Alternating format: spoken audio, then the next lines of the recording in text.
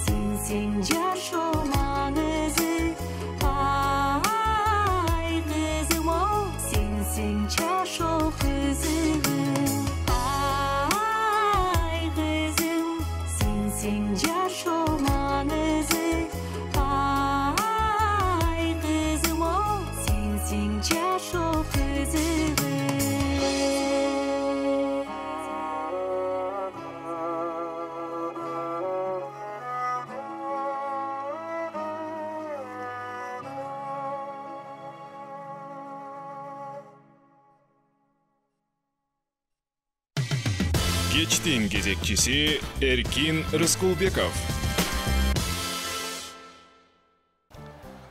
Урматтуу көрүүчүлөр, дагы жалпыңыздарга ийгилик каалайбыз. Ушул кирип келген жайыңыздар жалаң жакшылыктарды алып келсин. Совесттин баасы эч кимди чочутпасын, мунун бардыгы убактылуу гана көрүнүш, бардыгы өзүнүн ордуна келет деген илгери үмүтүбүз бар, жакшы тилегибиз бар.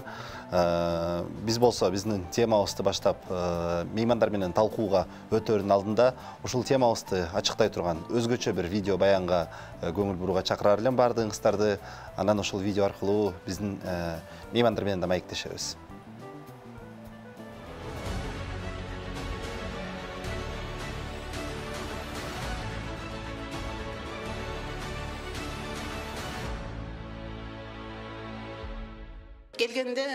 балдарга аябай боорум ооруп, мен бул жерде иштей албайм дегем да.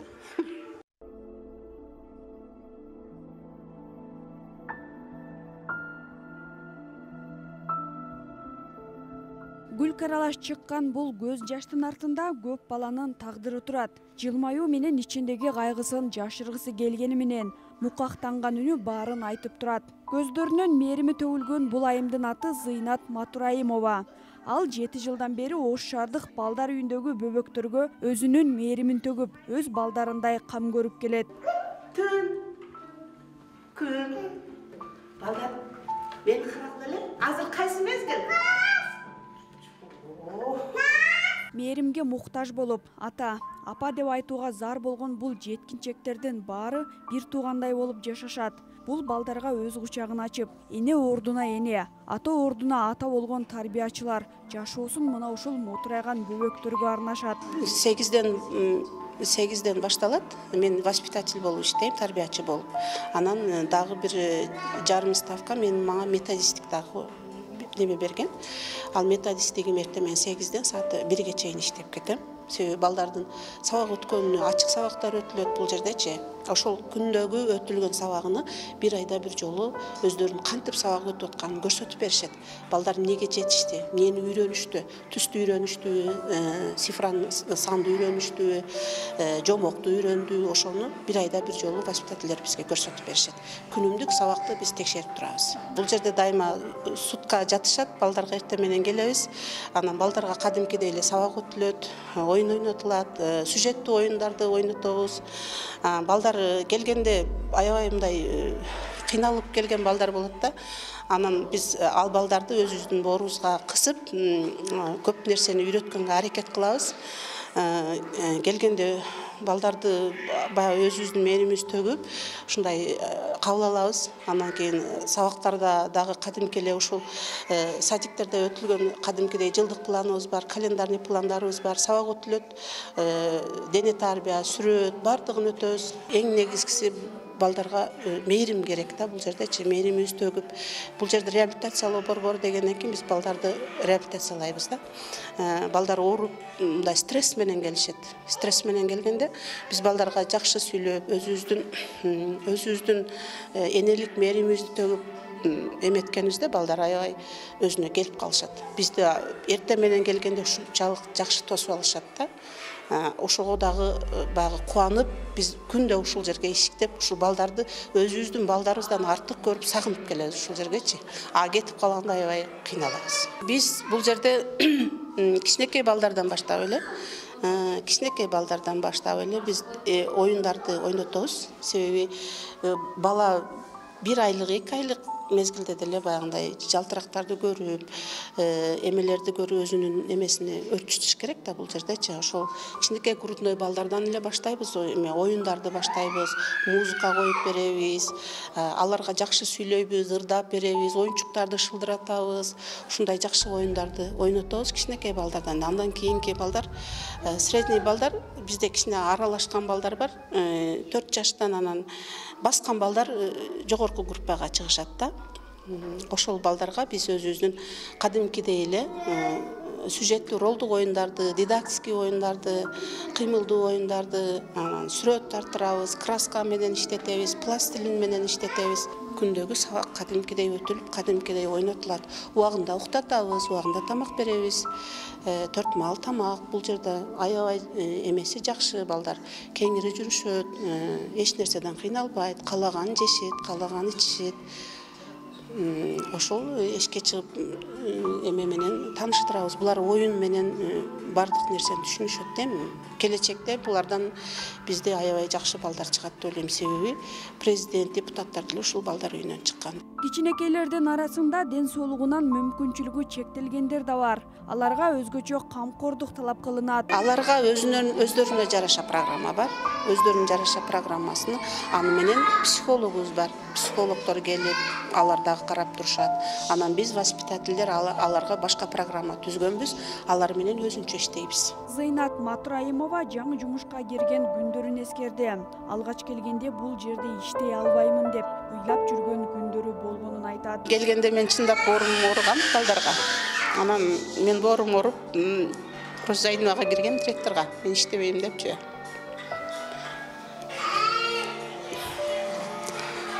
Анан Розайнова иштеп кетесиз, көнүп кетесиз деп өзүнүн максатын айткан. Анан иштеп кеткем. Бардыгын жакшы көрөм, балдарды. Аябай жакшы балдар булар. Мындай өзүм балдарымдан да жакшы көрөм да. Ата энелерге айтарым, балдарын таштабай койсо, баягы аталык, энелик мээримин өздөрүнөн алса, бала кийин борукер болуп жакшы чоңоет да. Бул жерде биз беребиз, бирок өзүнүн ата энесиндей боло албайт деп ойлойм да. Балалыктын эң бир ширин убагын балдар үйүндө өткөрүп жаткан жан дүйнөсү аруу бул балдар апа темасында ырдоодон тажашпайт.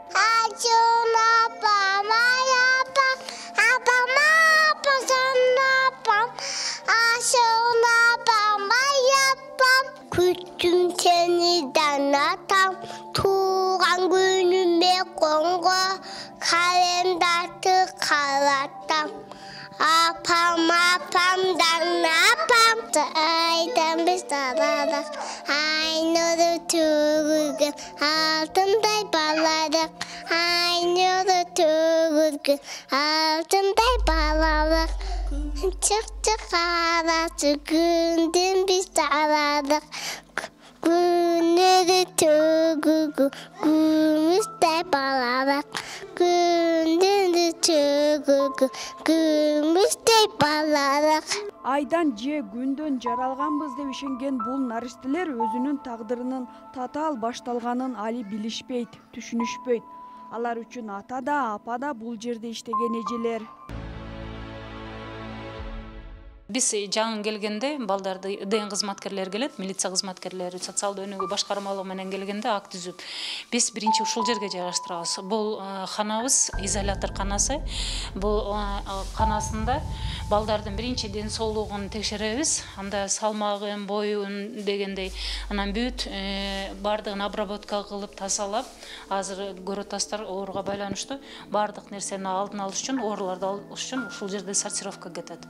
Анан эгер бала ооруган болсо, ушул жерге жайгаштырылат да көзөмөлдө болот. Балдар үйүнүн эң кичинекей бөбөгүнө 20 күн да боло элек. Алар мында 4 жашка чейин багылып, андан соң келечектеги жашоосу чечилет. Айрымдарын жаңы билүү алып кетсе, кээ бирлерин тилекке каршы дагы ушундай эле тагдыр күтөт. Жаңы төрөлгөн балдар тилекке каршы келет. Жашоосунда ушундай ар түрдүү тагдырлар бар экен. Ар жерден түштүк боюнча ар бир райондордон болбосо дагы кээ бир райондордон баягы никеси төрөлгөн балдар, же болбосо мүмкүнчүлүгү чектелген балдар болсо, баягы никеси төрөлүп, анан барарга жери жок, ымыркай роддомдон эле баш тартылып, анан бизге социалдык өнүгүү башкармалыгынын тарабынан жолдомосу менен бизге ушундай жайгашат. Ымыркайларды медициналык көзөмөлгө аябай мындай талап кылган үчүн бул группада медайымдар иштейт көбүнчө. Барлык медайымдар анан 1 жашка толгондо анан педагогторго, мугалимдерге өткөрүп беребиз. Ага чейин биздин медайымдардын көзөмөлүндө болот. Бул балдар үйүнө келген ар бир наристенин кайгылуу тарыхы бар. Бири көчөгө ташталса, айрымдары эшик алдына калтырылган. Түрдүү тагдырларды өз ичине камтыган бул мекеменин ичи өзүнчө бир муңдуу дүйнө сыяктуу. Ушундай мезгилде ушул эле группага мен багымдык намазын окуп алып эртең менен ишке келсем, мен эшигим астанасында бир улутун айтпай эле коеюн, бир никеси төрөгөн келин отуруптур. Ал келин отурганда бир жаман чүпүрөккө чүргөктөп алыптыр дагы. Анан мен күтүп отуруптур. Жетекчинин атым ушул жерде жасып атат, ушул жерде келсе керек деди. Анан мен ойлогон эле жокмун, бала экен депчи. Анан кириңиз деп эле анан киргизгем, киргизип эле да ача койсо бала экен да чочуп кеттим. Ай, кактан келдиң десем эле ушундай.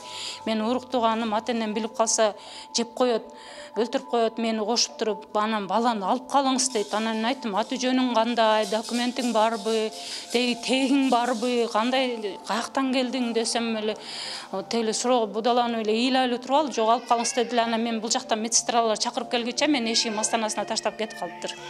Багын таппай эле чыңырып эле калып калдым. Анан баланы алдым дагы, айттым, раз багымдык намазынан кийин ушундай нерсе берди, буну таптап ал деген сөз экен да деп, анан ал баланы алсам, баланын башындай болгон кистасы бар экен, шишкасы бар экен.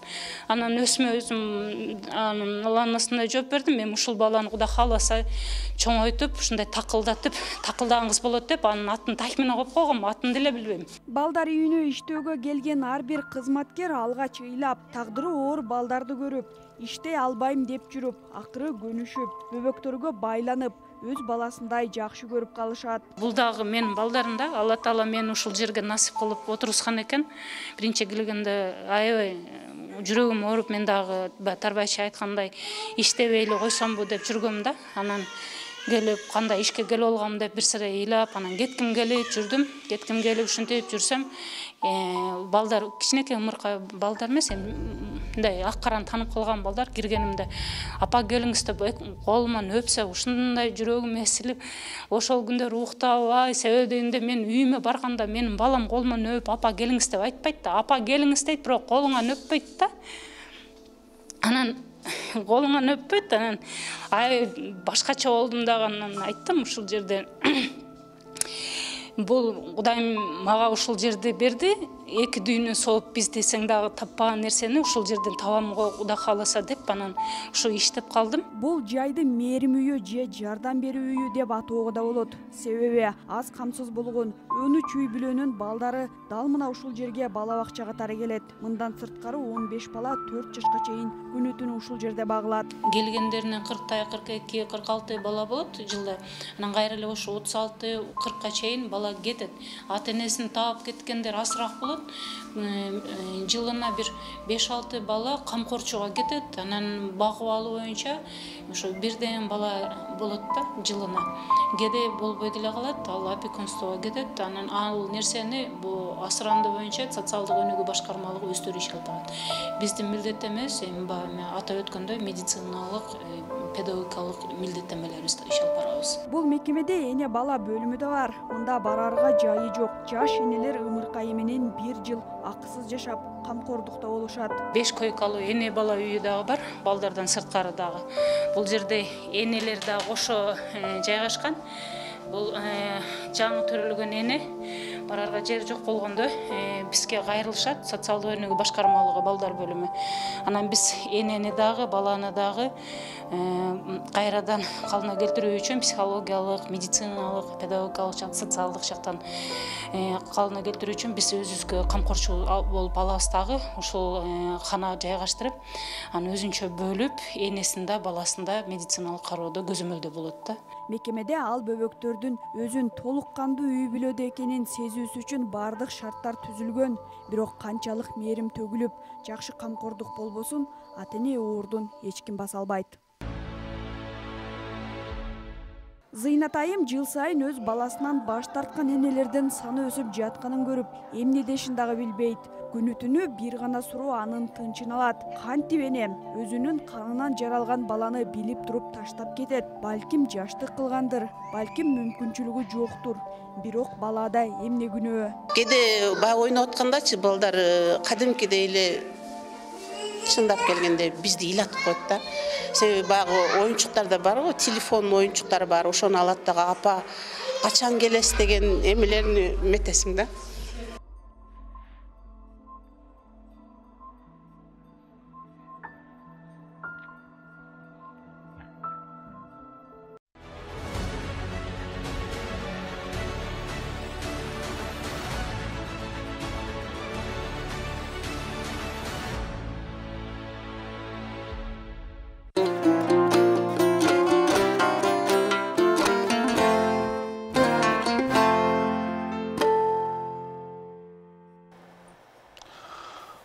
Ушундай бир жүрөктү эзген видео тасмадан кийин мындан дагы жүрөктү эзген окуя жөнүндө сөз кылууну туура көрүп отурабыз. Орунду канчалык жашырсак өлүм ошончолук ашкерелейт. Июндун башында Бишкекке жакын жайгашкан Воен Антоновка балдар үйүндө үйдүн бала үйүнүн тарбиялануучусу 12 жашар бала өлгөнү кабарланган. Өлгөнү массалык маалымат каражаттарына коомчулукка 5-6 күндөн кийин гана белгилүү болгон. Азыр биздин студиябызда ошол комиссиянын мүчөсү, баланы укугун коргоочулар лигасынын директору Назгүл Турдубекова. Саламатсыздарбы? саламатсызбы? Мүмкүн болсо ушул окуя тууралуу акыркы маалыматтан баштасак, анан системдүү суроолорго өтөбүз. Эми коомчулукка белгилүү болгондой, 1-июнда ушул абдан өкүнүчтүү трагедия болгон. Бул ушу 12 жаштагы бала бир кандайдыр түшүнүксүз себептер менен мындай өзүнүн өлүмүн тапты да. Анан эмне себептен каза болгону, кандай болгону мындай дагы эле түшүнүксүз болуп атат. Азыр бүгүнкү күнү ички иштер министрлигинин тергөөсүндө. Биз болсок мындай абдан ушул окуя боюнча коомчулукка да кайрылат элек. Бул абдан жүрөктү ооруткан трагедия болду. Себеби бала өзү жетим болгону аз келген себеп дагы ушул өкмөткө тийиштүү болгон мекеменин чөйрөсүндө өлүмүн таап атат. Өзүнүн ден соолугу мындай таза экен, биз билген боюнча. Анан эмнеге ким себепкер болгон, эмне себеп болгон деп ошол боюнча тергөө иштери ачыкка айкын мындай каралсын, иштелсин, ишке ашырылсын деп биз ошол маселелерди көтөрүп отурабыз. Анан ушул бала курмандыкка чалынгандан бери биз айтып атабыз, эң мындай түшүнүксүз маселелер болуп аткан, бүгүнкү күнү коомчулукта туулуп аткан. Бул биринчиден эмне себептен ушул балдар мыйзам чегинде, балдар жөнүндө кодекстин чегинде деген, эгерде ушундай мектепте болобу, же болбосо интернативдеги мекемелерде болобу, же болбосо ушундай жетим балдар үйлөрүндө окуялар болсо, эгерде балдарга карата зомбулоо болсо, же болбосо ушундай ЧПЛер болсо деген сөз түрүндө биринчи заматта милиция билиш керек, скорыйга маалымат бериш керек. Андан тышкары сөзсүз ушу мыйзам чегинде сөз түрүндө деген ушу балдардын укугун коргой турган социалдык өнүктүрүү министринин өкүлдөрү мындай маалымат алыш керек да. Бирок эмне мындай биз белгисиз себеп менен бул маалымат деген мындай толук кандуу ачык айтылган эмес. Бул жашыр түрүндө 9-июнга чейин мындай жашырын түрүндө болуп жатат. Бул 1-июнда болгон окуя. Бул окуя 1-июнда болуп атат. Анан баланын 3-күнү 3-июнда жерге берилип атат. Ушул маалымат деген милиция тараптан акимчиликке берилиптир. Ошол маалымат Сокулук районунун акимине бул маалымат берилген деп ушундай маалымат чыгып атат. Бирок эмне себептен ошо Сокулук районундагы социалдык өнүктүрүү министринин өкүлдөрүнө бул маалымат берилбейт да. Бала жетим болгондон кийин автоматик түрүндө өкмөттүн атынан баланын укугун коргой турган, анын кызыкчылыгын талашкан бул социалдык өнүктүрүү министринин өкүлдөрү болот. Сокулук районунда атайын үй-бүлөнү колдоо жана балдарды коргоо бөлүмү бар да. Эмне биз ошого түшүнбөй жатабыз, ошонго чейин эмне себептен бул маалымат берилген эмес деп. Борборго эң жакын район, Борборго эң жакын балдар үйү. Мындай мыйзам чегинде, ушул мыйзам чегинде баланын кызыкчылыгын талаша турган өкмөттүн атынан аябай мындай эң жакын мындай баланын мыйзам чегинде дагы абдан ушу баланын укугун талаша турган бул ушу социалдык өнүктүрүү министринин өкүлдөрү болуш керек да. Бирок бир түшүнбөксүз мындай бизге да түшүнүксүз болуп атат, эмне себептен аларга маалымат жеткен эмес да. Анан кийин ушул маалыматты кокустан эле баланын адвокаты билинип калып атат. Себеби деген бул бала деген эл аралык асырап алуу процедуралары менен чет мамлекетке кетмек экен да, Америка кетмек экен. Анын мындай багып турган ата-энеси да бар экен, үй-бүлө бар экен.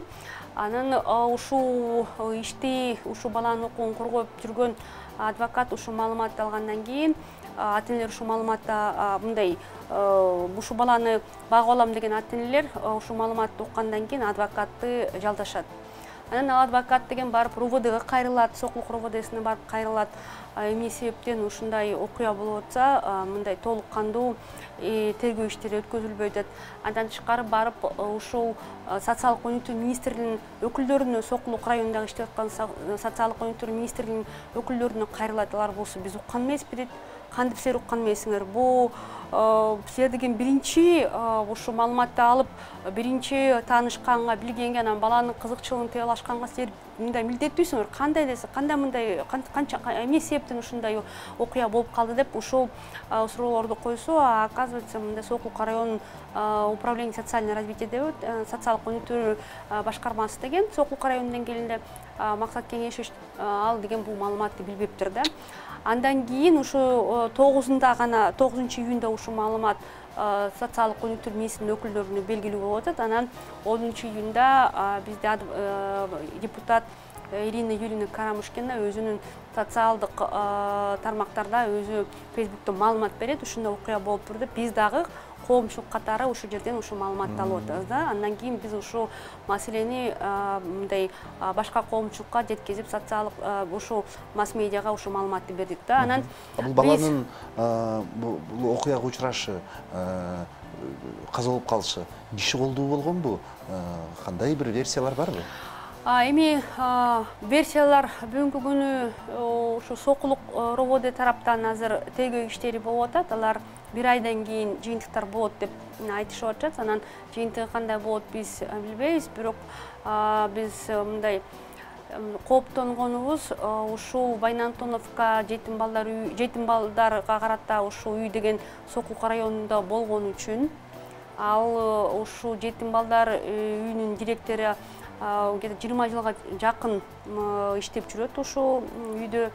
Анан биз мындай коомчулук тараптан дагы, адвокат дагы өзүнчө бир мындай кооптонуп турабыз да. Бул деген ушул иш деген Сокулук РОВОД деңгээлинде ачык айкын өткөзүлбөйт го деп. Себеби деген эгерде ушу 10 күнүн ичинде тергөө иштери деген башталбаса, толук кандуу деп айтсам, айтып кетсе болот да. Болгон, бирок деген мындай поверхностный, үстүртүндөн болгон деп адвокат айтып атат. Анан ушуга көп көңүл бурулбаган. Анан тиги социалдык өнүктүрүү министрлигинин өкүлдөрүнө бул маалымат жеткен эмес. Андан кийин деген мындай да өзүнчө бир кызыктуу бир факт болуп атат.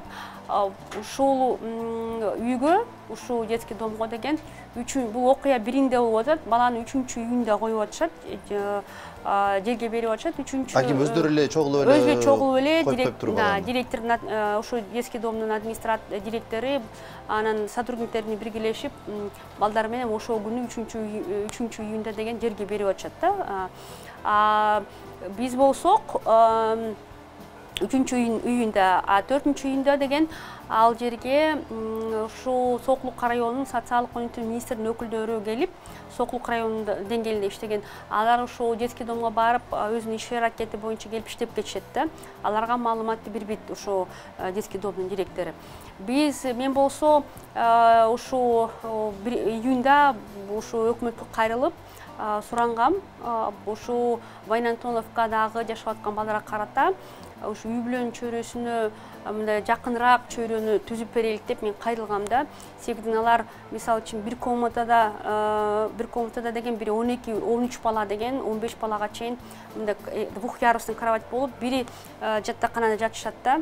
Анан бул балага жагымсыз чөйрө, келгиле ошол жерде биологиялык бир туугандары болсо, карындаштары болсо, мындай сиңдилери болсо, бир туугандары болсо, ошолорду бөлүп, мындай кадимкидей кичинекей квартирада кылып шарттар түзүп берелик. Себеби деген бул туура эмес, балдар деген жанакы армияда же болбосо казармике же болбосо түрмөдө болуп жашагандай жашабастан ошол жерге жакшынакай бир чөйрө түзүп берелик деп ошол жерге мен өкмөткө кайрылгам, жана президенттин администрациясына кайрылып ошол жерге барып өзүнчө бир иш-чара өткөзөлүк деп комиссиядан чыкканбыз да 5-июнда. Чыкканда мен жанакы администрация президенттин администрация тарабынан Галина Жумабековна Байтерек айым барган. Ошо билим берүү министрлиги тарабынан Надира Сынташевна барган, замминистр, өздүгүн министрдин орун басары болот. Анан ошо жетим балдар үйлөрүнүн маселесин тейлеген Мамбетова Салтанат Салбековна барган да. Андан тышкары ушу Сокулук районунун социалдык өнүктүрүү министринин өкүлү Максат Кенешевич, анан үй бүлөнү колдоо жана балдарды коргоо бөлүмүнүн башчысы деген Бермет деген айым барганда. Баарлап ошол 5-июнда ошол Баян Антоновкада балдар үйүнө баргансыңар. Барганбыз. Директор менен жолуккансыңар. Директор менен жолукканбыз. Анан деген биз ушу бүт бардыгы Галина Жомабековна дагы Галина Жомабековна байтерек, ал ушу президент администрациянын тамынан барып ошол жерге балдардын кызыкчылыгын талашкан, барып шарттары жакшы эмес экен, эмне үчүн могу душтар иштебейт, эмне үчүн балдар сууга түшпөйт деп ушул маселелерди көтөрдү да айым. Анан ошо эмне үчүн балдардын шарттары начар деп ушундай өзүнчө бир изилдөө иштерин өткөзүп, анан көптөгөн суроолорду койгон Галина Жомабековна. Бирок ошол эле учурда биз жарым күн жүрдүк, бир дагы мындай маалымат берилген эмес да. Ушул жерде бала каза болду деген маалымат. 2 күн мурун эле жерге берилгенбиз деп. Жерге берилген деп ушул маалымат түшкөн жок да. Балдар өздөрү дагы эчтеке деп айткан жокпу? Биз балдардан маалымат алган жокпуз. Себеби деген балдар бир комнатада отуруптур, анан бир залда артка бизди карабай, телевизор карап атыштыр. Биз балдарга мындай барып маалымат алгандай мүмкүнчүлүк болгон жокпуз. Бирок ошол жерде балдардын көңүлдөрү чөгүп, ушунчалык эмоциялык жактан ушунчалык өзүн жаман сезип атканы билинип турган да. Демек айтпагыла деп балдарга бир тапшырма берилген да. Биз ошого шек санап атабыз да. Анан кечирим сурайм, биздин жардамыбыз бар экен, кайра айтып келебиз. Жардамалык тыныгуу. Кечтин кезекчиси Эркин Рыскулбеков. Чачым тик туруп атат. Окуяларды угуп, Назгүл Турдубекова баланын укугун коргоочулар лигасынын директору. Биз 1-июнда Баян Антоновкада каза тапкан 12 жаштагы ошол балдар үйүнүн тарбиялануучусу жөнүндө сөз кылып атабыз. Бирок баягы расмий айтылбаганы менен бул көп жерде айтылып келген сөз Назгүл айым, ушул балдар бакчаларынын, балдар үйлөрүндө, балдар үйүн коюш, жөнөкөй мектептерде дагы жана дедовщина деген маселе өтө курч турат. Анан бул кайтыш болгон баланын дагы өмүрүнөн үзүлүшүнүн себептеринин бири ушул өзүнөн улуу балдар колдуу болгон деген да версия айтылууда. Эми бул версия айтылууда, бул версияны ушул каза тапкан баланын, ал бала каза тапкан бала 12 жашта болчу. Ошонун агасы айтып жатат. Себеби деген ал мурундагы ушул үйдө мындай тарбияланып кеткен да. Ошол үйдүн бүтүрүүчүсү болот. Анан ал болсо балдар менен сүйлөшүп, ошол жерде маалымат алып туруп, ушундай сабоонун негизинде деген каза тапкан деп, ушундай маалыматы бар экен деп бизге дагы адвокатына да бизге да ушул маалымат жеткизип атат да. Эми ал боюнча чыныгы эмне себептен каза тапкан, аны тергөө иштери болуп атат. Бирок биз өзүбүз мындай таң калып аткан сурообуз, баланын дени сак экен. Эч убакта мындай жүрөк оору менен оорубаптыр. Асыроо болсо демек комиссиядан өткөн. Да, эпилепсия жагынан оорубаптыр. Мындай дени сак экен да. Дени мындай чын болуп, ар дайым мындай мурун ал деген башка өлкөгө асырап алуу жолу менен кетмей экен. Ошондуктан ал 4 жолу асырап алууга кетмей экен. Ан деген улам комиссиядан өтүп, ден соолугу жакшы экен да. Анан биз ошо 5-июнда мындай деп барып ушундай чоң ишти өткөзүп жүрдүк, жарым күн жүрдүк. Анан ушу билим берүү министрлиги тарабынан ушул маалымат ушу президенттин администрациясына же болбосо социалдык өнүктүрүү министрлигинин өкүлдөрүнө бул маалымат жеткизилген жок да. Мындай билмексен болуп, мындай жашырын ушул окуяны эми чыныгы баланын кызыкчылыгын талашабыз десе, алар деген мындай кайгырып айтмак да, ушундай окуя болуп калды депчи, өкүнүчтүү окуя болуп калды деп ушул жерден айтмак. Бирок аны айтышкан эмес. Анан биз андан кийин 5-июнда биз барып келдик. Барып келгенден кийин эми барганда деле ушу президенттин администрациянын өкүлү Галина Жомабекова байтерек өзү да күбө болду. Барсак деген балдар абдан тердеп, мындай жуунбаганы билинип турду да, денеси теринен дагы ар кандай мындай балдар тердегени билинип турду. Анан деген душка түшпөбү деп суроо коюлса, алар ооба түшөт, күнүгө бир күндө эртең менен кечинде да түшөт деп. Анан барып ушу президенттин президент администрациянын өкүлү Галина Жомабекова байтерек барып бүт ванналарын текшерип, душевойлорун текшерсе, душевойлор иштебейт экен. Анан ошол жерде чоң маселе койгон. Эмне себептен ушу Бишкектин жанында болгон балдарга карата, жетим балдарга карата үй деген ушунчалык балдарга да мындай начар шарттар түзүлгөн. Ошол эле учурда Назгүл, баягы орус тилинде айтканда, это один из самых избалованных вниманием детских домов.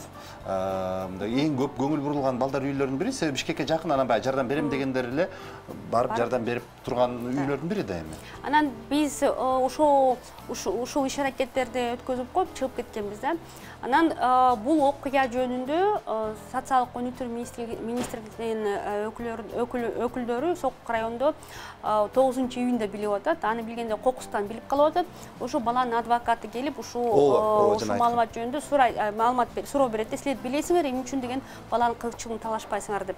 Андан кийин биз аны социалдык тармакта депутаттын Фейсбуктагы баракчасынан окугандан кийин биз дагы бүт мындай маалымат берип, коомчулукка маалыматты берип, анан биз дагы абдан таң калып калдык да, абдан өкүнүчтүү болуп, абдан ушунчалык кайгырдык. Кандайча бизде ушу согуш болбосо, жөн жай эле Дени Сакбала деген өзү жетим балдар үйлөрүндө болсо деген жөн жай эле барып ушинтип жыгылып калды депчи. Анан билим берүү министрлиги тарабынан деген алар мындай деген маалымат берип атат.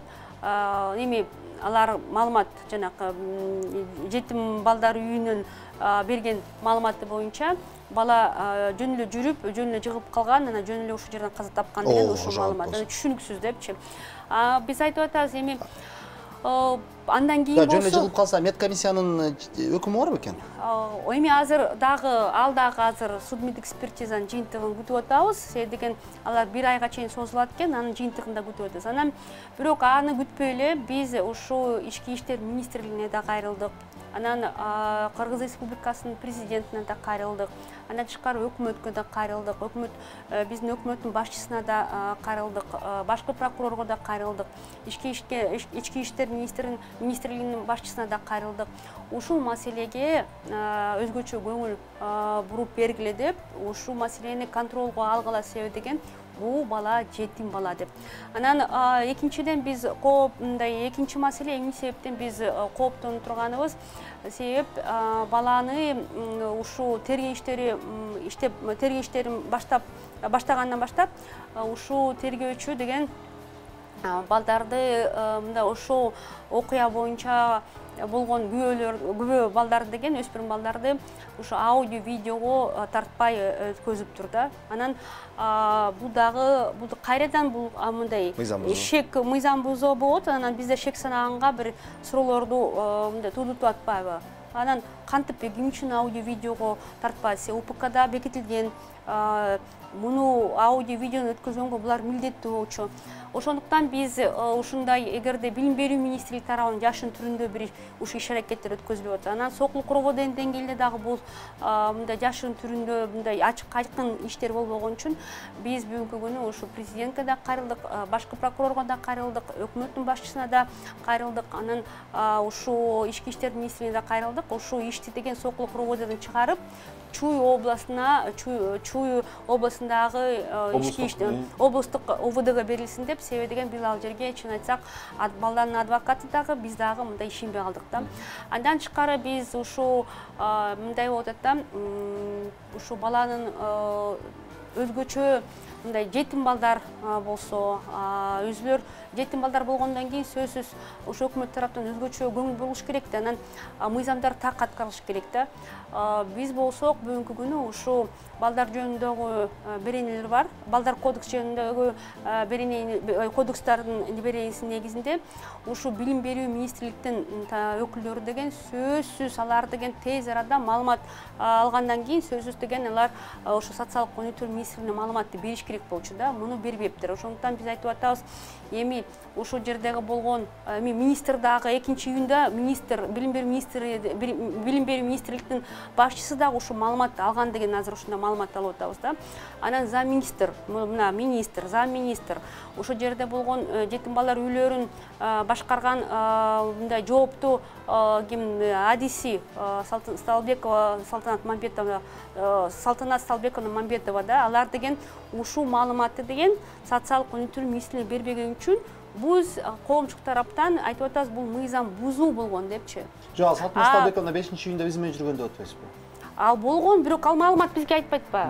Ошо жерде болгон президенттин өкүлүнө маалыматты айтпайт. Анда бул жашырганы да. Ана биз Бул чыккынчылык. Бул менен билбейм, бул мурдагы недоверие деп айтылчу эле, мындай недоверие халатность. Жок, это мындай аябай мындай мыйзам абдан мындай шалакылык, анан бирок шалакылык деп деле айтсак болбойт, шалакыл бул кокустан да, мисалы үчүн. Бул атайын балким ушуну жашырганбы деп ушундай биз ой жүгүртүп атабыз да. Анан мыйзамды аткарган эмес, болгондо бул жөнөкөй мыйзам эмес, бул өзгөчө ошо негизги мыйзамда, бул балдардын укугун коргой турган эң негизги мыйзамды бузуп атышпайбы.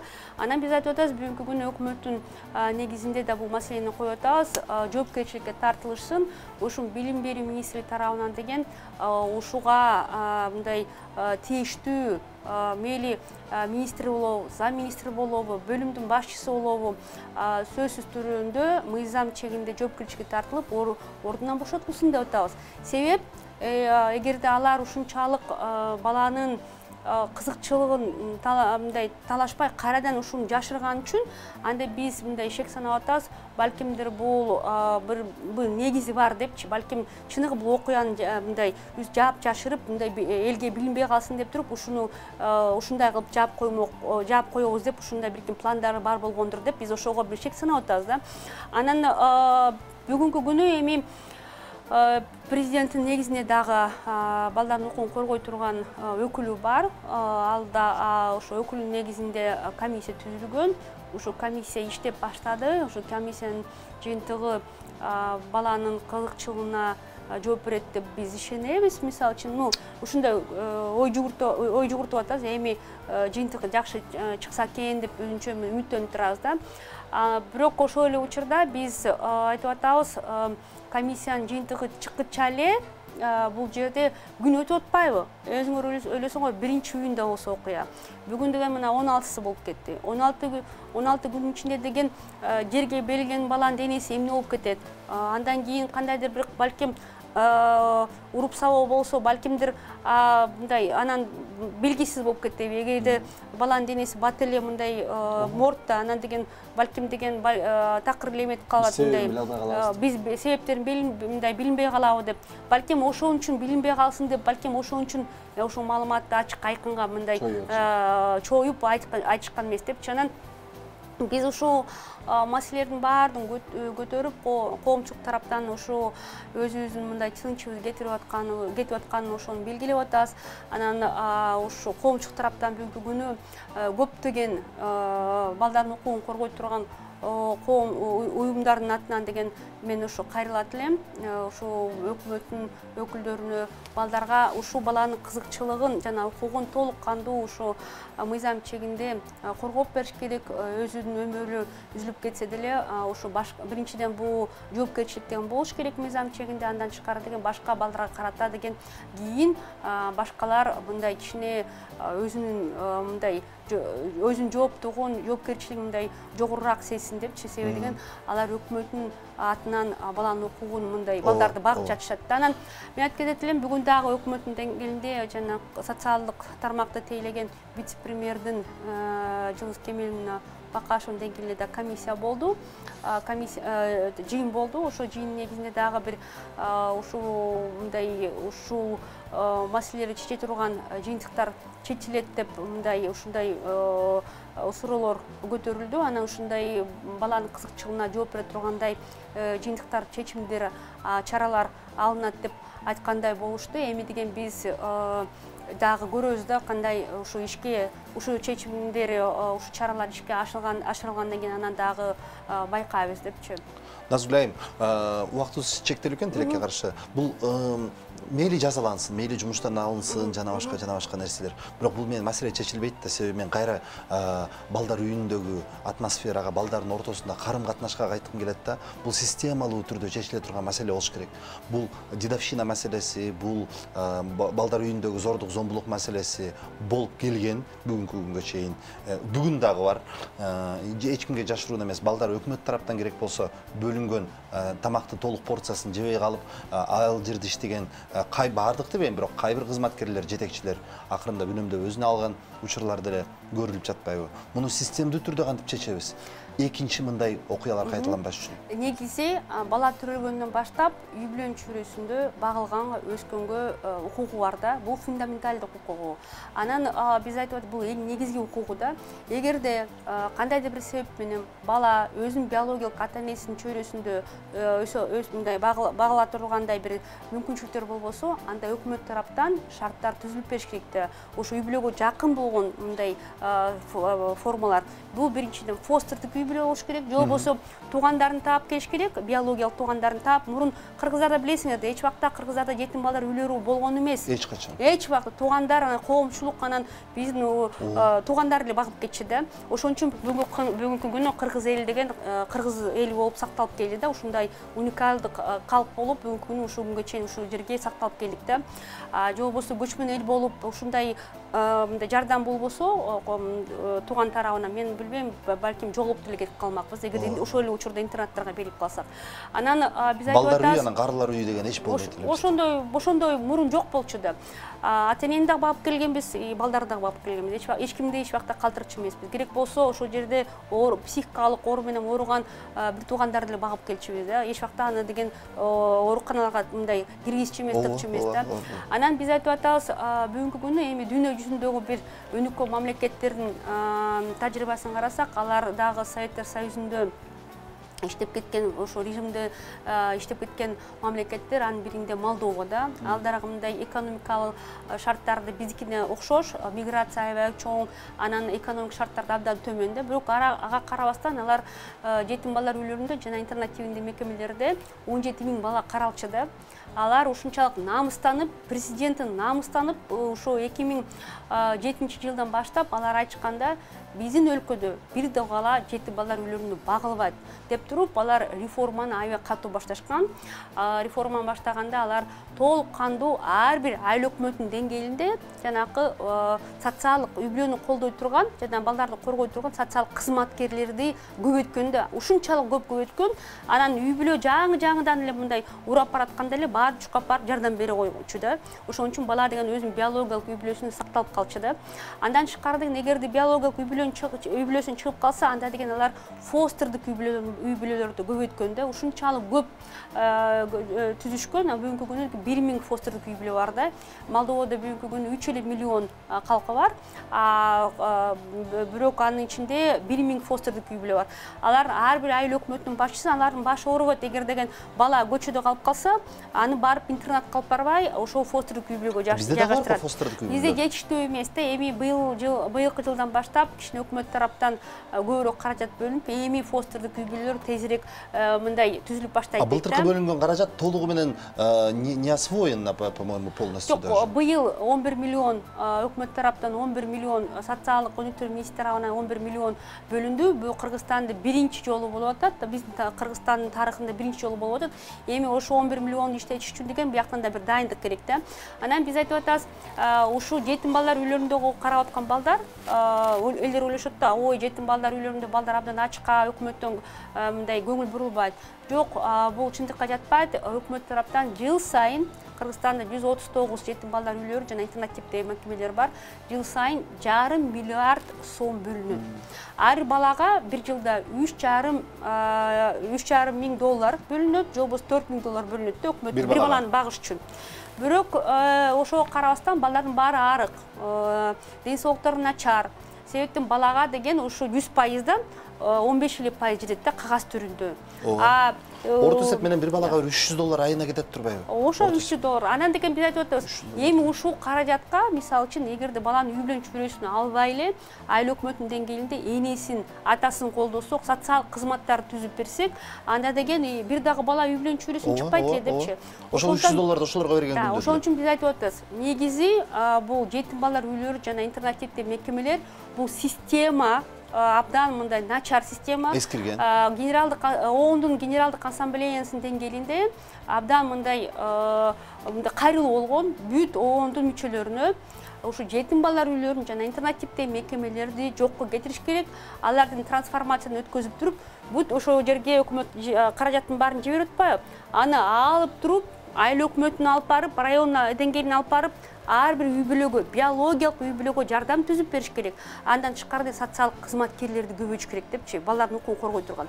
Ошондуктан мен ойлойм, Кыргызстанда эгер чыныгы биз ушундай балдарыбызды жоготпойбуз десек, чыныгы биз ар баланын үй бүлөнүн чөйрөсүнө жайгаштырабыз десек, балдардын өлүмүн токтотобуз десек, анда балдардын баардыгын деген ушул алардын укугу да бар да, ушул өкмөттүн жардамы менен, ушул өкмөт деген өз тарабынан дагы бир өзүнчө вектор алыш керек да. Реформа кыла турганда вектор алыш керек да. Бул вектор деген бул өзүнчө мындай чыныгы мындай радикалдуу бир реформалар болуш керек да.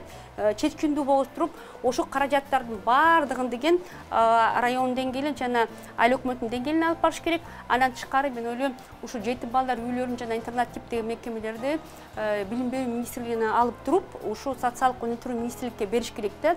Себеп деген эмне себептен ушул билим берүү министрлик деңгээлинде болуп аткан иш-чаралар ушу жетим балдар үйлөрүгө карата ушу начар болуп атат да.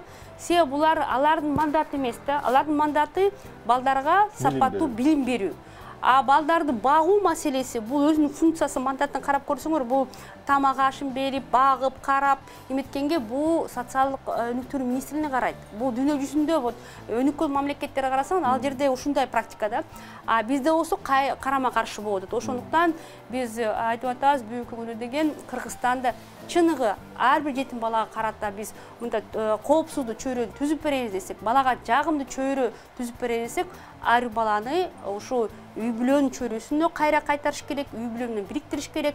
Андан тышкары деген болгон каражаттын баардыгын деген ушу чоң интернаттардан алып туруп, себеби деген балдарга жетпей эле калып атпайбы? Ортомчулар көп болот. Ортомчулар көп болуп атпайбы? Мисалы үчүн бир интернатта 80 бала каралса, аны деген 100дөн ашык адистер карайт да. Анын ичинде деген 60 пайыз деген ал жанакы хозяйственный работники деп коет да.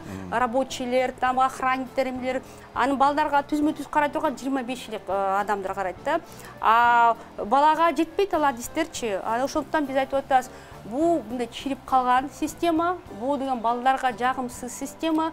Өкмөт тараптан каражат деген эффективдүү эмес. Эгерде биз, мисалы үчүн биз аудит өткөзгөнбүз, канчалык ошо каражаттар эффективдүү деп, балдарга түзмө-түз жетет деп, жетпейт экен. Ошондуктан реформаны чыныгы өткөзөлү десек, мындай өкмөт тараптан мен президентке да кайрылат элем, ушул маселени карап чыгыш керек, ошо президенттин контролун алыш керек дагы. Ар балага мындай жагымдуу үй бүлөнүн чөйрөсүнө мындай окшогон чөйрөгө эгерде балдарды биз түзүп бере десек, өзгөчө көңүл буруш керек.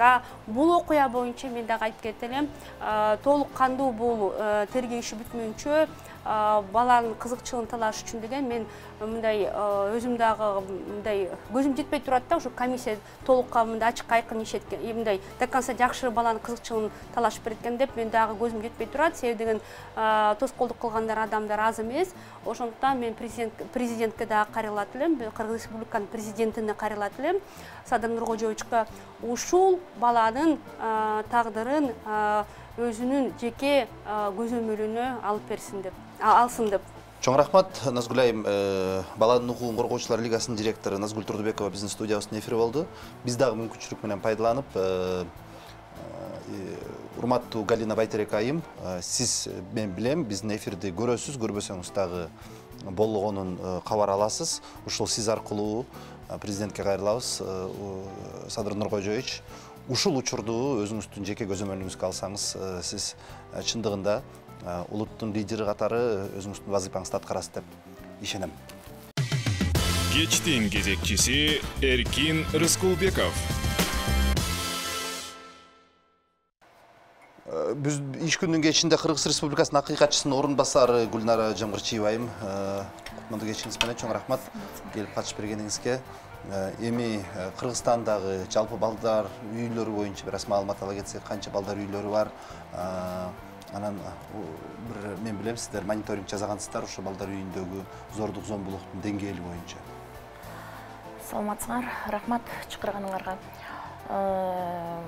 Биздин аппарат ошол 18-жылдан бери мониторинг жүргүзүп, ошол ички иштер министрлиги, социалдык өнүктүрүү министрлиги, министерство образования, здравоохранения ушулардын баары совместно бир 10 балдар үйүн кыдырышкан. Ошол 10 балдар үйүндө мониторинг жүргүзүп, ошонун жыйынтыгында атайын баяндама чыгарып, ушундай маалыматтарды топтошкон. Анан бул жалпы жонунан интернаттык мекемелердин азыркы саны 137. Оптимизация болгондон ошо 3 интернат оптимизация болду. Ошол 137 интернаттык балдар үйлөрүндө жалпы жонунан 10 миңден ашык бала тарбияланат. Ошондой эле 5 стационардык мекемелер бар. Анда болсо 404 бала тарбияланат. Бул Беловодскийдеги ЦЦУ, Жалал-Абадтагы, Шопоковтагы, Сокулуктагы, анан Акжол ЦЦУ Жалал-Абадтагы. Жана мониторингден улам ошол балдар үйүнүн ичиндеги өз ара улуулардын күчүгү болгон зордук зомбулугу биз дедовщина деп айтабыз. Ушул маселе канчалык орчундуу? Эми бул баягы мен өзүм интернатта окугамда мен ал маселени жакшы билем. Албетте андай бар. Эми баягы текшерүү учурунда өзүң колуң менен аны эч качан кармап ала албайсың да. Бул маселелер качан болот? Ошол воспитательдер кеткенден кийин, кечинде, эл жок жерде, мындай четке алып барып алып, ушундай үстөмдүк көрсөткөндөр болот. Жанакындай комиссия келатканда бардыгы таптаза жылтыратып, жакшынакай кийинтип, баарын личный гигиена предметтерин баарын таптаза кылып, билип коюп, даже ушундай көрүнүштөр болот да. Туура. Мына мен деле мындай жаман эмес мектепте окугам, бирок интернаттуу типте гимназияда ишенесизби, мен 9 отбой болбосо экен деп тилинчилемин да.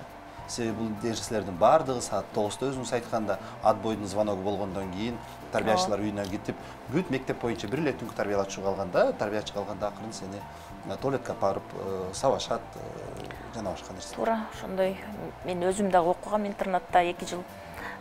Баягы ичинен билем бул көйгөйлөрдү. Бирок бул маселе жалгыз гана ошол учур менен чечилип калбастан бул келечекке биз зөөкүрлөрдү тарбиялап чыгарып атпайлыкпы? Муну кантип чече алабыз? Албетте, муну ушул коомду, менин оюмча, бул коомдогу ушул баланын төрөлгөндөн баштап кичинекей чагындагы ушул инаттан тарбиясы, баягы уядан эмнени көрсө ошону алып учат дегендей бул инаттан тарбиясы болуш керек. Интернатка кимдер барат? Кайсы учурда барат? Мынакей азыр бизде ушул интернаттардын ичинде 95% атасы жо энеси бар, же болбосо атасы энеси экөө тең бар балдар. 95%. Толук жетимдер эмес. Толук жетим эмес, толук жетим 5%. Эмне үчүн биз ушунтип эле интернатка балдарды өткөрүп салып эле, анан өзүбүз жайма-жай чет өлкөгө чыгып кетип, өзүбүздүн кээ бирөөнүн даже ушул ата-энелердин жоопкерчилиги деп атканым ушулда өз кызыкчылыгы үчүн или ошол иштейм деп кетип, балдарын чоң эне чоң атасына таштап кетеби, же болбосо бир тууганыныкына же кошунасыныкына таштап кеткен учурлар. Ошол балдардын баарынын мындайча айтканда укугу да бузулуп атат, ошол балдар жаман жолго түшүп атат. Анан биз ошо коомдон ошо келечектен эмнени күтсөк болот? Эгерде ушинтип ушундай өсө берсе, мынакей бул аябай чоң көйгөй да кыргыз эли үчүн ойлонуп отурса. Ошон үчүн биз өзүнүн мыйзам түрүндө ушул балдарды таштап кетип атканда да мына азыр балдар кодексине жаңы өзгөрүүлөр кирип атпайбы?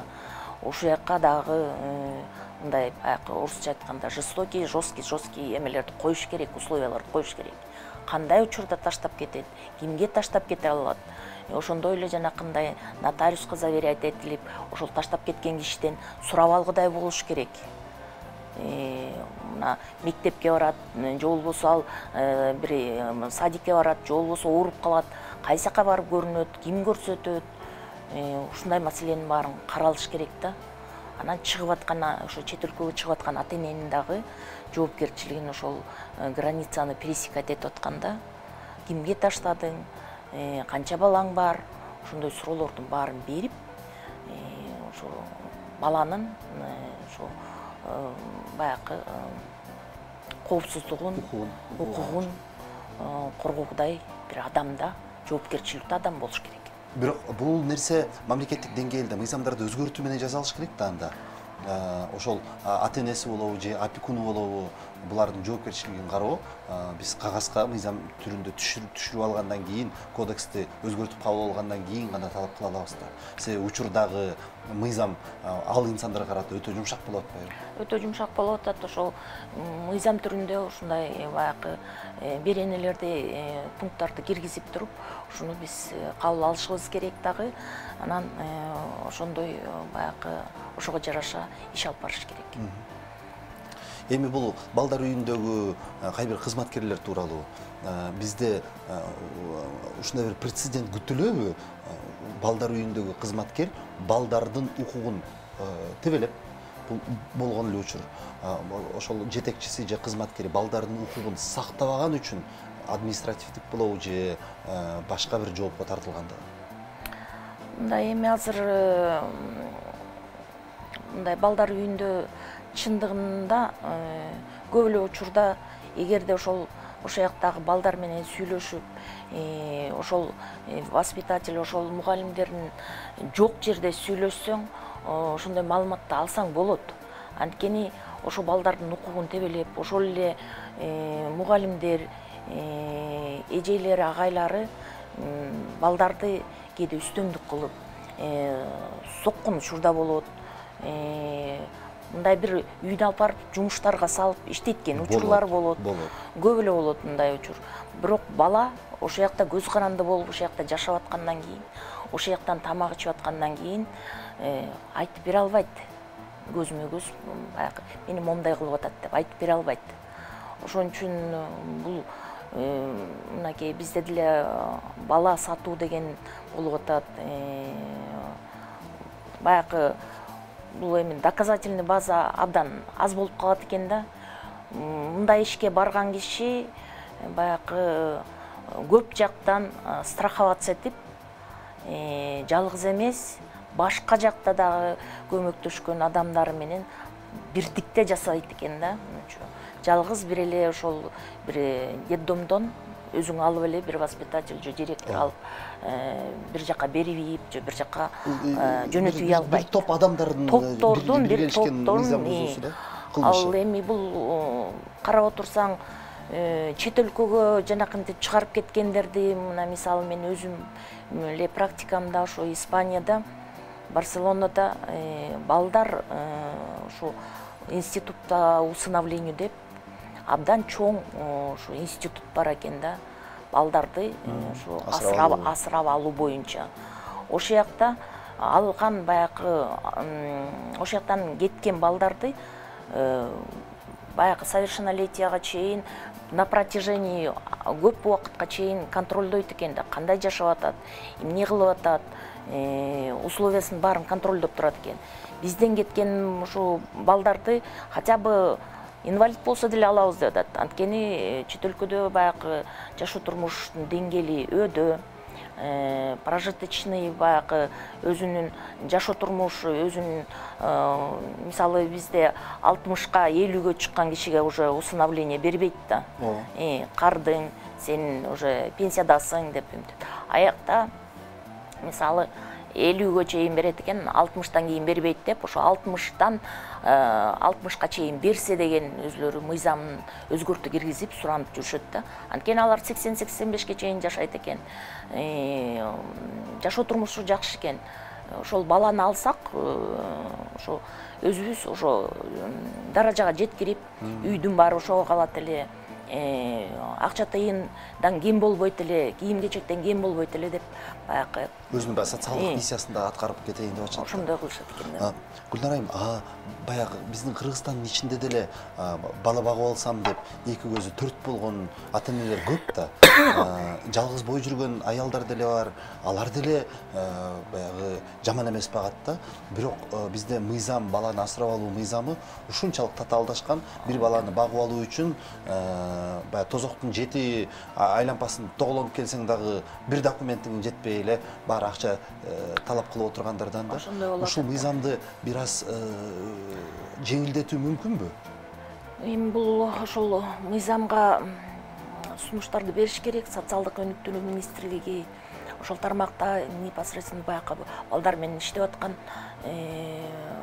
адамдар, уюмдар ошол жогорку кеңешке ошо мыйзамдарды өзгөртүү киргизсе, чындыгында ушу асырап алыш үчүн чындыгында силер айткандай эле ушу көп адамдар балалуу боло албай жүргөндөр асырап алат эле, багып алат элек, ушундай бүт условиясы бар. Бирок баягы документке келгенде чындыгында бизде абдан оор да, көп пакет документти топтоп, анан бардык тармактан сени медицинский жагынан дагы эне атаң, чоң энеңе чейин териштирет да. Кандай эле булардын баягы наследственность кандай, ушу багып алса баланы жакшы тарбия береби деген ойдо көп ошо балакиталар көп да. Тоскоолдуктар көп да.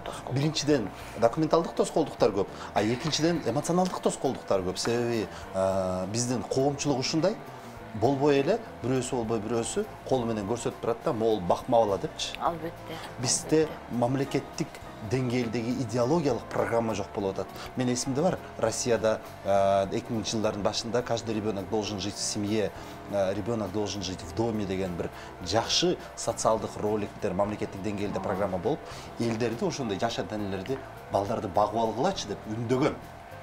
Бизде ошол чакырык жетпей аткандай болуп атат да менде. Туура, ошондой идеология бизде чындыгында жок.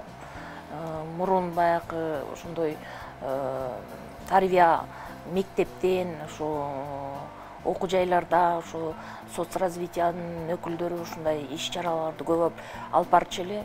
Азыр андайды действительно көрбөйбүз. Ошондуктан биз баягы бала багып алганда дагы элдер жер которуп, шаар которуп кетип атпайбы? Билбесин, көрбөсүн ушу баланы действительно эртеңки эле ушу кошунаңдын эле баласы сени багып алган деп айтса, ошол бала кандай травма алат? Ошон үчүн баладан мурда чоң кишилер дагы биринчи очередте айтып салат да. Ооба.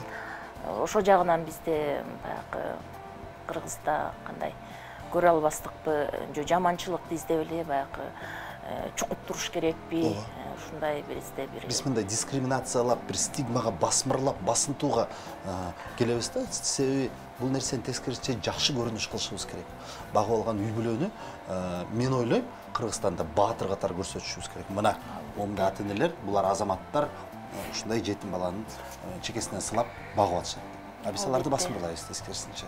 Туура, биз ошо өзүбүздүн мынакей миграцияга кеткен ошо кыздарыбыз деле иштейбиз деп кетип, балдарды ошол жактан төрөп таштап, канча баланы ошо Россиядан алып келип атабыз. Мына быйыл эле 11 баланы репатриация кылып, наристе детдомдордон, роддомдордон ошо чогултуп 11 кыргыздын жаранын алып келинди да. Бул соцразвитие министрлиги. Ата-энеси жок. Эми энеси бар, отказ берген да. Кыз ошо мен иштегени кеттим Москвага деп барат дагы ошол жактан төрөйт бирөөнөн. Анан ал баланы энесинен биякта үй жайынан, кээ бирөө даже ошол жакта биякта үй бүлөсү барлар барып туруп ошол жактан төрөп алып, кайра кандай кылып жашырып, кайсы жакка ташташ керек, кандай кылып баягы кутулуш керек. Отказники. Ошондой 11 баланы мынакей министерство соцразвития өткөндө алып келди. 79 бала Ирактан келген балдар менен 11 баланы ошо Россиядан алып келбедиби. Анан өзүбүздүн балдарды ошентип өзүбүздүн жарандарды таштап кетип атат. Анан айла жок, жанакынтип чет өлкөлүктөр багып алабыз дегендерге ошо баягы балдарды бергенге туура келип атат да. Чет өлкөдөн жаран келип Кыргызстандын ошол балдар үйүндөгү ымыркайды багып алуу процедурасы да кыйын да. Кыйын эми алардыкы баягы акча чечип коет экен да. Ана жашырганда эмне? Ошол процедуралардын баарын тездетип, баягы акчаны берип койсо тиешелүү адамдарга батыраак эле бүтүрүп берет экен. Ошо бул өткөн 20-жылды ошо 750 баланы Кыргызстандан ушу кыргыз жарандары өзү асырап алса, 13 баланы чет өлкөлүктөр асырап алды. Бул чет мамлекетке кеткен балдардын тагдыры тууралуу, кийинки жашоосу тууралуу кандайдыр мониторинг жүргүзүп турабы биздин институт? Эми муну деген ушу Министерство соцразвития ошо бүт көзөмөлгө алып, ошолордон маалымат алып турат болуш керек. Потому что Кээде болуп калат го учурлар, жана педофилдин колуна түшүп калыптыр, детский органдар жана башка деген. Ооба, андай коркунучтар көп, бирок ошону дагы баягы алып атканда баягы эки өлкөнүн ортосундагы ошол соцзащиталар, соцразвитиялар баягы келишимдерди түзүп, кандай деңгээлде баягы баланы кайсы учурда кандай маалыматтарды берип турасыңар, кандай баягы сүрөтүн салып, ушундай маалыматтарды алып турушат. Антпесе действительно бербей эле ошо ойдон баягы көз жазымда калып калса, ал бала сиз айткандай органга кетип калабы, же кандай эмне болуп калат. Ошон үчүн маалымат чогултуп бул базада андакта болуш керек.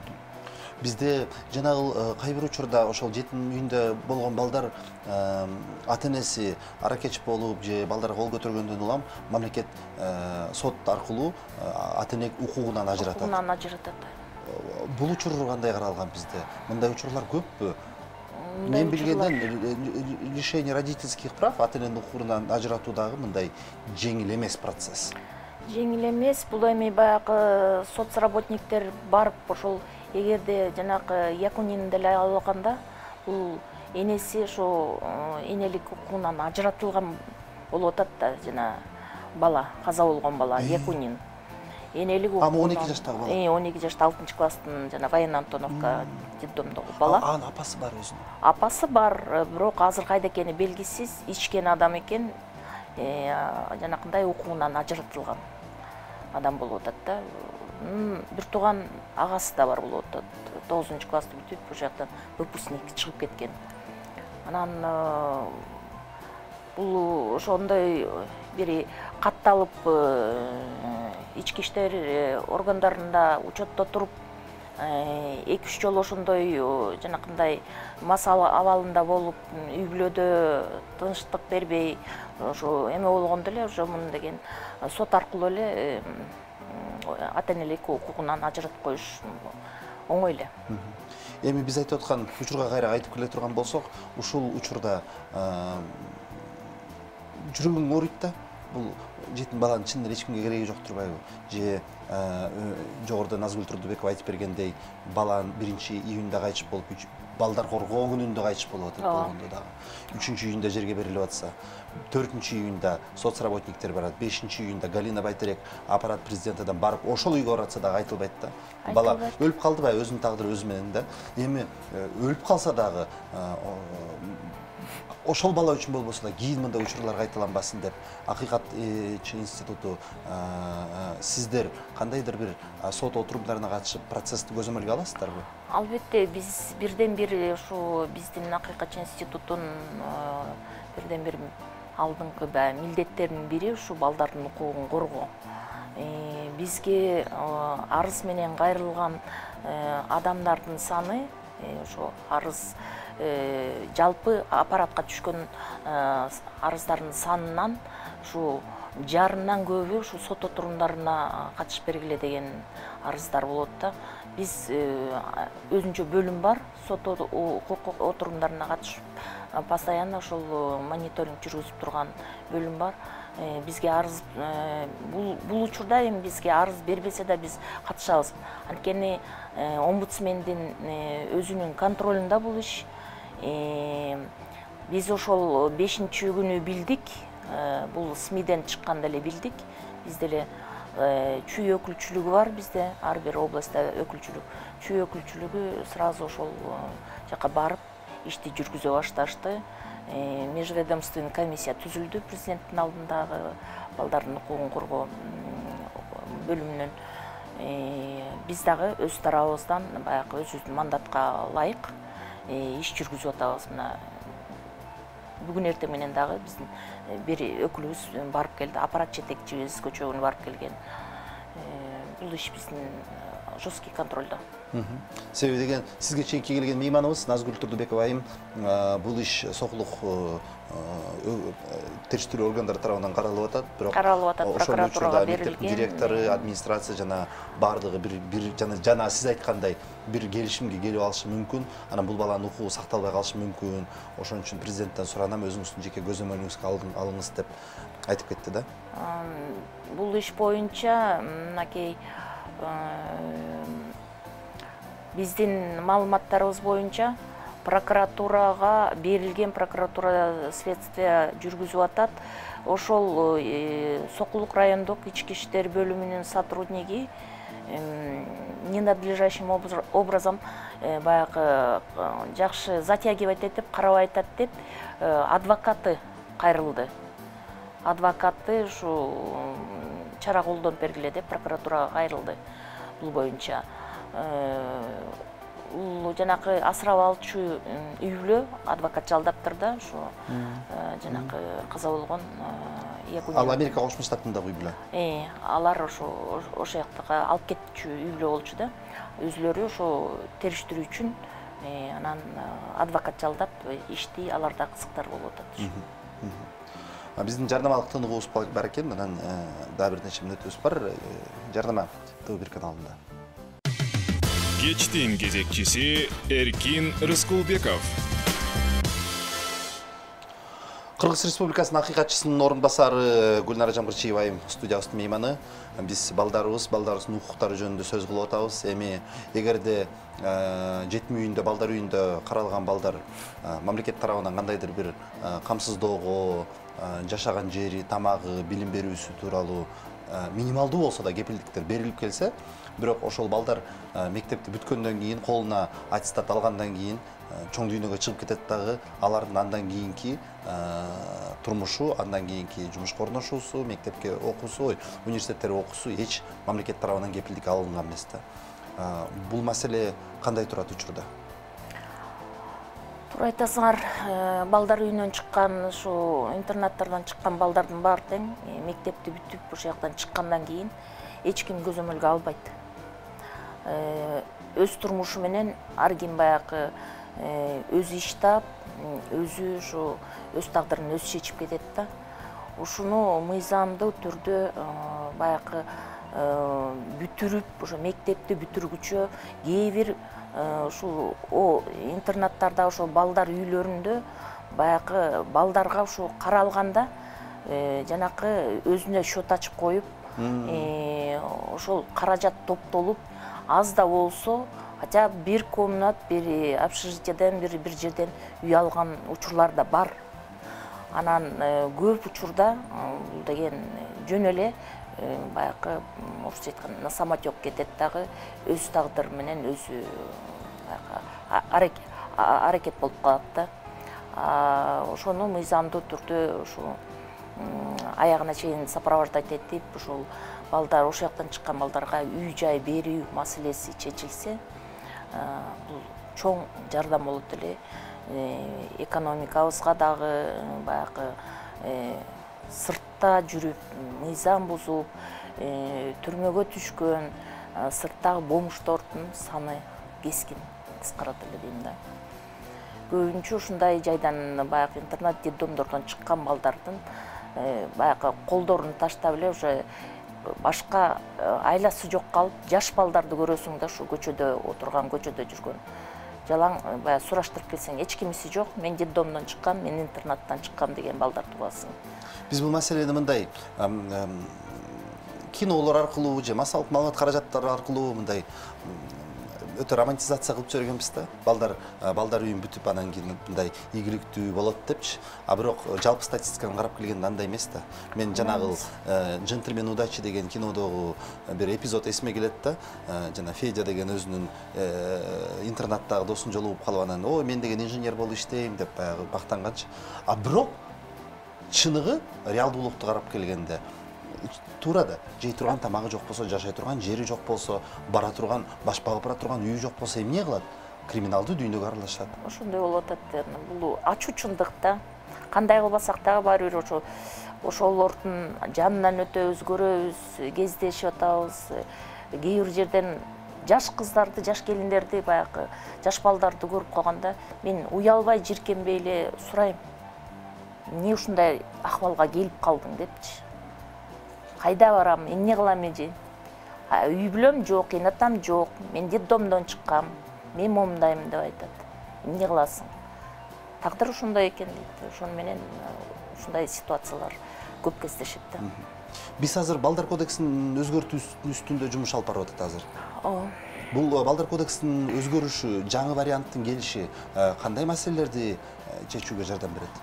Бул эми Балдар кодексинде биздин жанакы үй бүлөлүк зордук зомбулук деп дагы эме чыгып атпайбызбы? Ал дагы чоң маселе болуп атпайбы? Көп ошо үй бүлөдө зордук зомбулукка күчөп атат. Ал дагы баягы статистиканы караганда, мурдагы жылдарга караганда бир топ өйдө.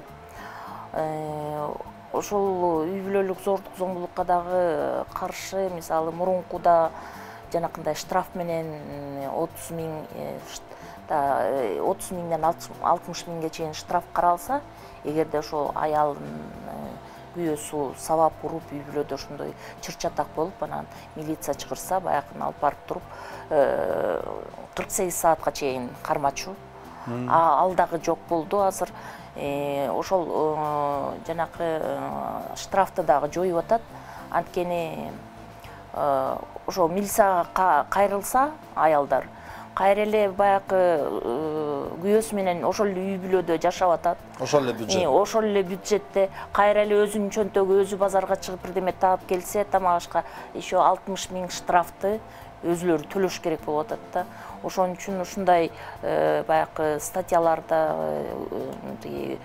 пункттарды алып салып, азыр эми 5 суткага чейин камалсын деген ушундай 5 суткага чейин камалсын деп жаңы кодекске ушундай кирип атат да.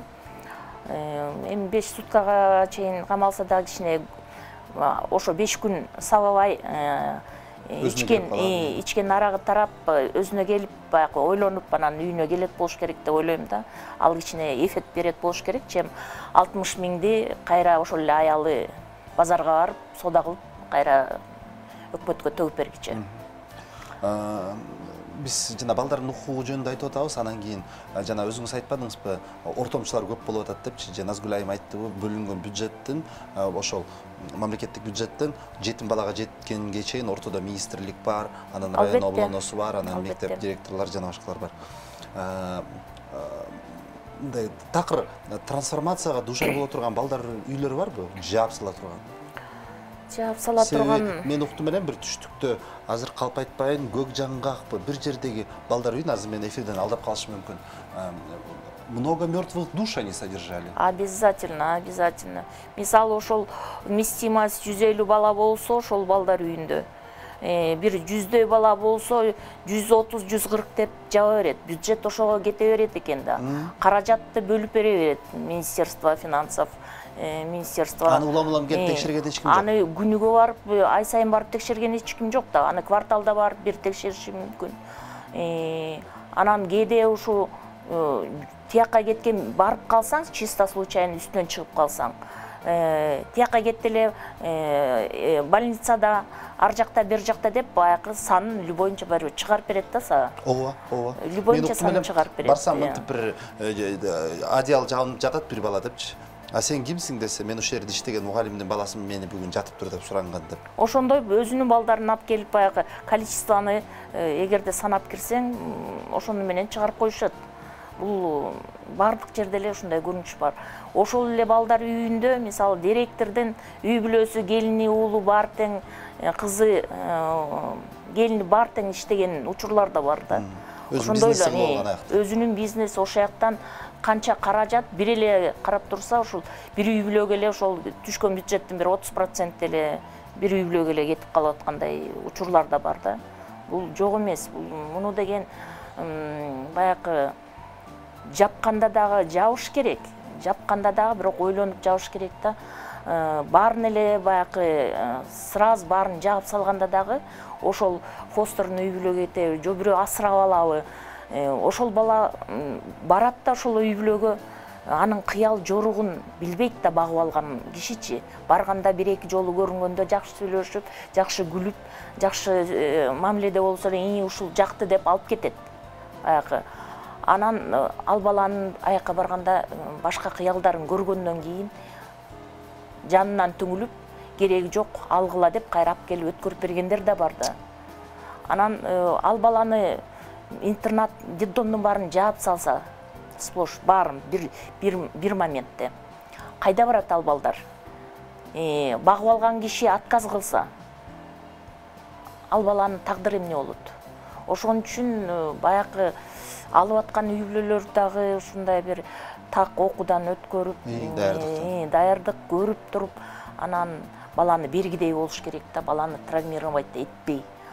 Ал ушу алып кетип, анан кайра алып келгенде ал бала уже кандай состоянияда болот эми. Мен ошол баланын кандай эмеде абалында мен ал тиги базарда сатылып аткан бир алып кетти эле жакпай калып кайрап келди дегендей, бул аябай оор тиет да балдарга, ошо травма болот. Ошон үчүн балдардын психикасын ошолорун травмировать этпей туруп, ошол жет өлчөп биргезиш керек да бул жагынчы. Бирок негизи детдомдордо, ошо балдар үйлөрүндө ушундай жанакындай бюджеттен бөлүнгөн акчанын, каражаттын көбү ортодо калат да. Ооба. Себеби жетим балдарга төлөнгөн соц жардам деле укмуш олчойгон акча эмес. Мен муну жашырбай айтам, биз дагы мындан туура 10 жыл мурун үй бүлөбүздө болгон чоң трагедиядан улам 3 бала жетим калган, агам дагы, жеңем дагы кайтыш болуп кетип. Ошол балдарга бирок баягы сиз айткандай биз кыргыздын салты менен эч жака балдарды кетирбей, баарын бир кармап, өзүбүз опекун болуп багып атабыз бүгүнкү күнгө чейин. Бирок ишенесизби, бир 1000 сомдун тегерегинде акча төлөнөт бир балага. Конечно, ал баланын ошол бир айга ичкен жегенине да жетпейт да. Кийимин эчтекесин айтпай эле коеюн. Бул бирдигине эле жетет го. Элементарно бир эми ушул мен бул статистикага токтолгум келип атат да. Кыргызстанда ошо 19-жылда 95 000 социалдык муктаж болгон, аз камсыз болгон, баягы на грани бедности жашаган үй бүлөлөрдүн саны 95 000 болуп саналды да. Ушу статистика бул 95 000 үй бүлөдө 309 000 бала жашайт экен. Бул канча баланын баягы толук кандуу каржыланбай, толук кандуу курсагы тойбой, керектүү нерселерин алып бере албай, энекта муктаж үй бүлөлөрдүн саны ушу 95 000. А бул генофондтун бузулганы деп билебиз биз. Албетте. Себеби буну бүгүн эртең байкабайбыз. Бирок 10-20 жылдан кийин мунун кесепеттерин көрүп баштайбыз. Бул кандайдыр бир оорулар, себеби бала деген толук витаминдерди албай атат, углеводдорду жебей атат, белоктор жебей атат. Айлап эт көрбөгөн балдар бар да. Албетте. Анан биз таң калабыз, эмнеге акыркы учурда биздин балдарыбыздын тиги бою кыска болуп калды деп. Мунун бардыгы толук жебей калган. Эмизип аткан эне байкуш баласын эмизейин десе, сүтү чыкпайт. себеби ал дагы толук витамин алган эмес.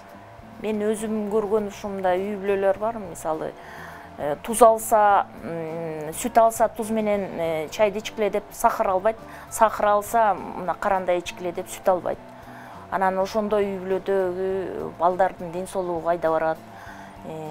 Действительно ошо генофонддун баары бузулуп, ал бала мектепке барат, мектептеги ошол жакшы үй бүлөнүн баласын кийген кийимди карап, анын психикасы бузулат, ошондой кие албаса, ошондой жей албаса, иче албаса, ошолорго тең боло албаса, ал дагы өзүнчө бир кордук да, баягы көрүнбөгөн, билинбеген кордук.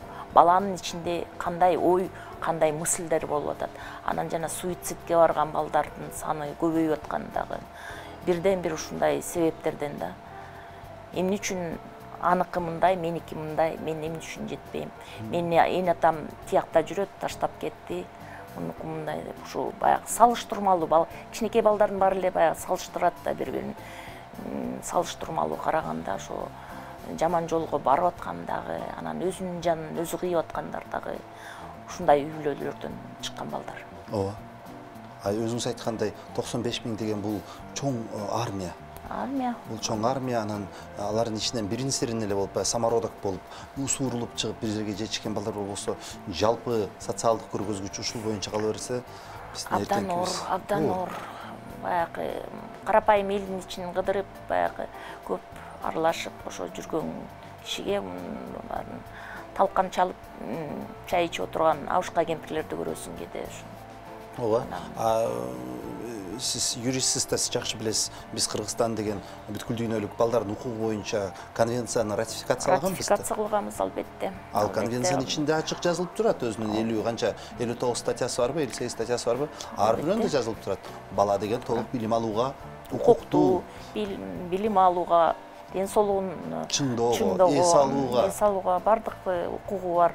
Бирок ошонун конвенцияны ратификациялагандан кийин деле биз ошо толук камдуу ошол статьялардын баарын ишке ашыра албай атканыбыз өкүнүчтүү да. Мен мына жакында эле түштүккө бардым, Ошто. Анан Ош шаарында отуруп, кафеден тамак ичип атсам, мага кызмат өтүп аткан бала өтө эле жаш бала. 8 класс окуйбу, 9 класс окуйбу. Анан мен сурадым, сен мектепте окуйсуң десем, ооба дейт. Да? Мен тамак ичкен кафеден мен ойлойм, мага окшогон мамлекеттик кызматкерлер эле тамак ичет болуш керек. Ошолордун баары көрүп туруп, эмнеге ага көз жумат? Это эксплуатация труда несовершеннолетнего. Тура. Ошо балдардын ошондой укуктары бузулуп аткан ар бир мындай кадам аттаган сайын деле жолукса болот да. Ошо базарга чыксаң деле, магазинге чыксаң деле ушундай кичинекей балдар сода кылып атканын көрөсүң, кичинекей балдар жанакынтип тачка түртүп баратканын көрөсүң. Кичинекей балдар жанакынтип акча табабыз деп азыр сиз айткандай Ошто деле жанакы кокон гиляс чогултуп жүрүшөт. Килограммы 90 сомдон деп өткөрүп акча таап атышат. Ошонун баары эле эксплуатация детского труда. Бирок бул маселе бүгүнкү күнгө чейин чечилген да эмес. Бир күндө чечилип кетчү нерсе эмес. Бул канчадан бери келаткан орчундун нерсе. Бул ошо коом өзгөрүп, экономикабыз өзгөрүп, ошо жашоо турмуш деңгээли көтөрүлмөйүнчө бул көрүнүш боло берет, болуш керек деп ойлойм. Эмнеси болсо дагы баягы балдар биздин келечегибиз деп айтып коебуз, анан кийин саясатчылар дагы тиги чоң трибунага барып атканда ошол ой балдарды ураан чакырат. Анан мен ушу саясатчыларга кайрылат элем программаны жыйынтыктап жатып. Мына жакында чоң шайлоо турат, күзүндө дагы, жазында дагы. Шайлоочуңардын алдына чыкканда, көзүн караган чыкканда, ушул өлүп калган 12 жашар бала жөнүндө эстеп койгула, болгону гана. Сизге чоң рахмат. Аманчылык болсун. Рахмат. Кечтин кезекчиси Эркин Рыскулбеков. Ушуну менен бүгүнкү эфирибиз өзүнүн соңуна келип жетти, урматтуу телекөрүүчүлөр. Балдарды сыйлайлык, балдардын укугун коргойлук, Себеби бүгүнкү балдар бул эртеңки бизди бага турган инсандар, эртеңки биздин жетекчилерибиз, эртеңки инженерлер, эртеңки мугалимдер, эртеңки дарыгерлер. Бул эртеңки биздин чоң коомубуз. Андыктан ар бир бала өтө маанилүү, ар бир баланын тагдыры, жашоосу. Мен мүмкүнчүлүк менен пайдаланып ушул Баян Антоновка балдар үйүндө биринчи июнь күнү болгон окуяда каза тапкан биздин чүрпөбүздүн жакындарына, досторуна, курбу курдаштарына жалпы ТВ1 каналынын жамааттын атынан терең кайгыруу менен көңүл айтабыз. Биз колубуздан келишинче бул иликтөө ачык айкын өтүшүнчө эфирибиздин толкундарын кыргыз жана орус тилинде берип турууга ар дайым даярбыз. Эч ким оорубасын, ишиңиздерге ийгилик болсун. Биз жыйынтыктадык.